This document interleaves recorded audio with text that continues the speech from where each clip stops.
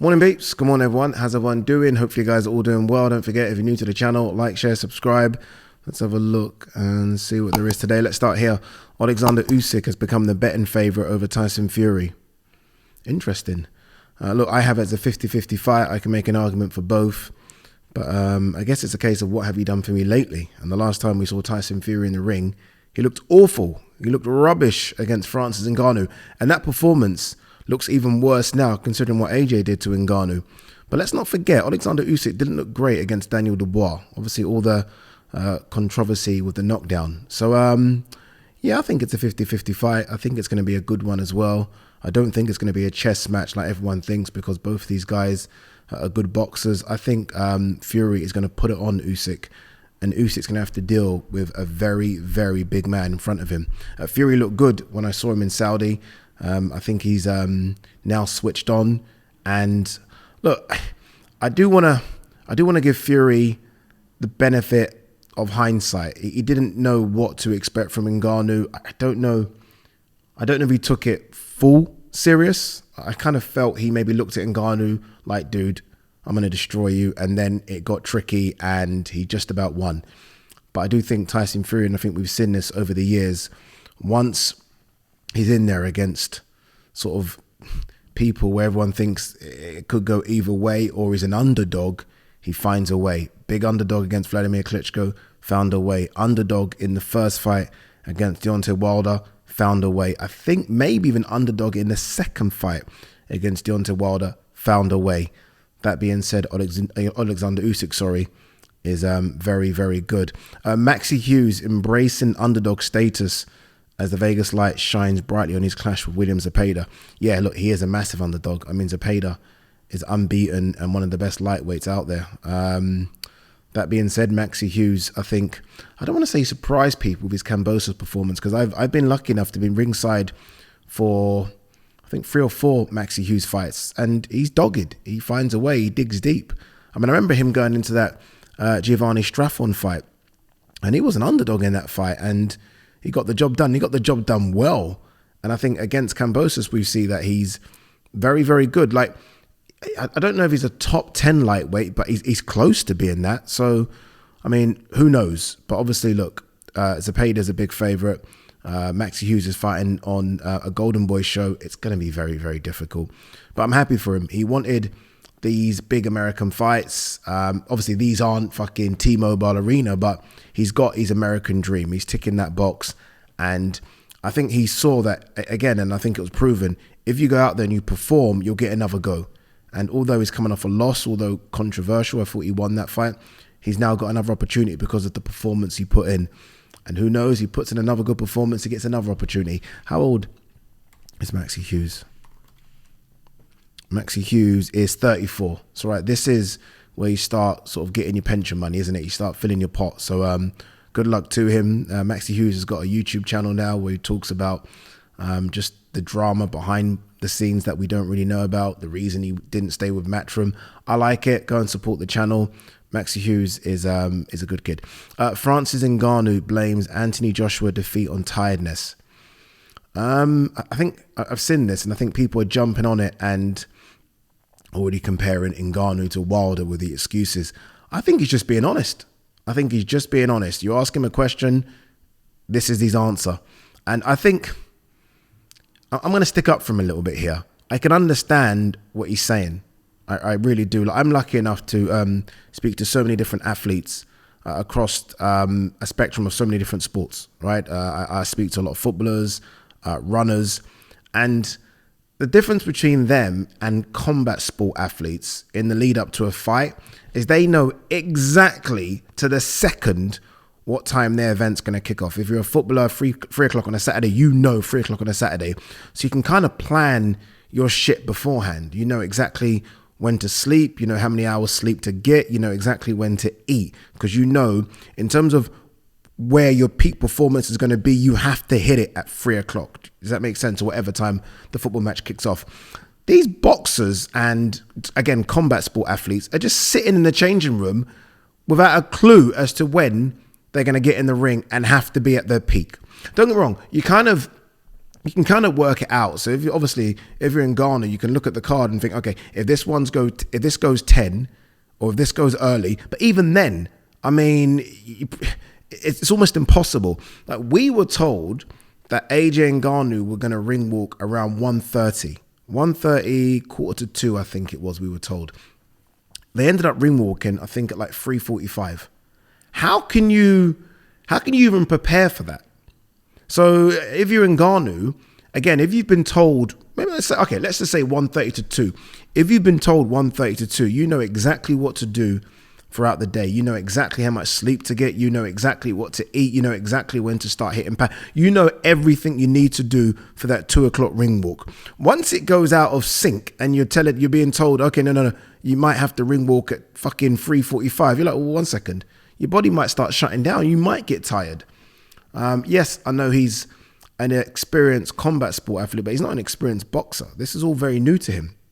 I think there was a time when I was on stage with Tyson Fury and Eddie Hearn, and obviously we're talking about the fight, and they showed Ngannou in backstage in his changing room. And I remember I even said, like, I mean, he looks chilled out. But in hindsight, when I look back at it, he looks kind of like fed up and tired. Like, when the fuck is this going to happen? So, again, I don't want to give him an excuse, but I understand what he's saying. Again, guys, think about it. These guys, and I've said this, I think boxing is the hardest sport in the world. So, I mean, let's try and make it more easier for them. But no, we fucking have to stall ring walk times. And these guys are literally just sitting there. Do you remember when Kovalev fought, was it Kovalev-Canelo? And they were waiting for, I think, a UFC event to finish. I can't remember and there's an image of Kovalev just sleeping on the couch. It's kind of unfair. So again, these are experienced boxers who maybe are used to that. He isn't. You're being told a 1:30 ring walk. You walk at 3:45. Everything is out of sync then. Everything. And these athletes are finely tuned where everything is dialed in. Food, sleep, rest, preparation, when you're going to hit pads, when you're going to get a sweat. So if it goes out of sync by 2 hours, you can't blame him for saying that he feels a bit tired. Just my take on it. WBC president votes for 6 judges for Fury Usyk clash in May. I saw this tweet. Michael Benson tweeted this today. Obviously, the president being Mauricio Sulaiman. This is nonsense, isn't it? What absolute nonsense. Let's trial 6 judges in the biggest fight of the year. Surely trials happen for anything. Like, VAR wasn't just fucking trialed in the World Cup final. Do you know what I mean? Like this blue card they've been talking about. I don't know if you guys follow football too much, but there's been talk of a blue card. So something in between yellow and red. That's not going to be fucking trialed in the FA Cup final. You trial it fucking Sunday League. You don't trial 6 judges in the biggest fight that we've seen for years. The undisputed heavyweight title fight's the biggest fight in boxing. And we're going to trial 6 judges there. Are you fucking kidding me? Like, how does this get passed, dude? Like, boxing is crazy. Honestly, boxing is crazy. I don't get it. It's just nuts. Absolute nuts. And hopefully someone shoots that down. But if Mauricio Sulaiman says they're going to do it, they're probably going to do it. Fundura, if I could fight Crawford, Spence or Pacquiao, I'd do it. That's interesting. That's very interesting, especially the last one, Pacquiao.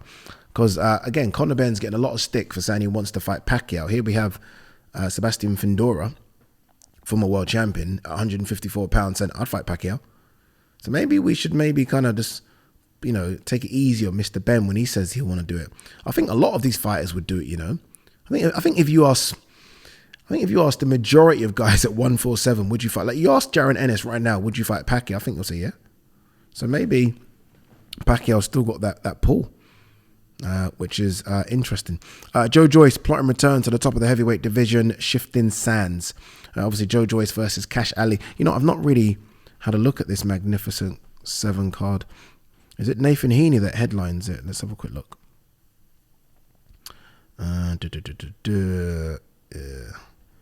Event. Come on. Oh, Jesus Christ. BoxRec just logged me out. We'll get to it. 1 sec. Joe Joyce.